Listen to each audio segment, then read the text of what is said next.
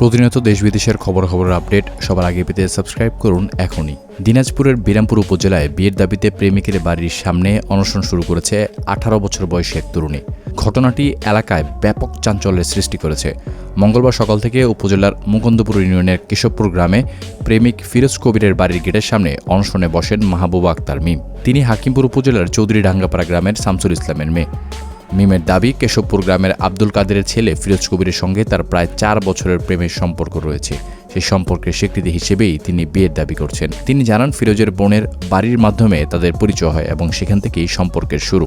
পরবর্তীতে বিষয়টি জানাজানি হলে স্থানীয়রা বিয়ের উদ্যোগ নিলেও হঠাৎ করে ফিরোজ এলাকা ছেড়ে চলে যায়। মিম আরও বলছেন, আমাদের সম্পর্ক সবাই জানে, এখন আমি সামাজিকভাবে চাপে পড়েছি, তাই বিয়ে না হওয়া পর্যন্ত আমি এখানেই অনশন চালিয়ে যাব। স্থানীয়রা জানাচ্ছে, সকাল থেকে খড়ের পালার নিচে বসে অনশন করছেন ওই তরুণী। দীর্ঘদিনের সম্পর্কের কারণে বিষয়টি আলোচনার মাধ্যমে সমাধান হওয়া উচিত বলে মনে করছেন তারা। এ বিষয়ে ফিরোজের বাবা আব্দুল কাদের বলেন, তাদের মধ্যে সম্পর্ক থাকতে পারে, তবে ছেলেকে আটকে রাখার বিষয়টি তিনি জানেন না। বর্তমানে তার ছেলে বাড়িতে নেই এবং কোথায় আছে তাও তিনি জানেন না। মুকুন্দপুর ইউনিয়ন পরিষদের চেয়ারম্যান আবুল কালাম জানিয়েছেন, বিষয়টি তিনি অবগত হয়েছেন, তবে এখনও কোনো পক্ষ আনুষ্ঠানিক অভিযোগ দেয়নি।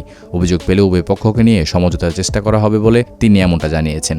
বিরামপুর থানার ওসি সাইফুল ইসলাম সরকার বলেছেন, বিষয়টি সম্পর্কে আগে জানা ছিল না, এখন স্থানীয় জনপ্রতিনিধিদের সঙ্গে সমন্বয় করে প্রয়োজনীয় ব্যবস্থা নেওয়া হবে।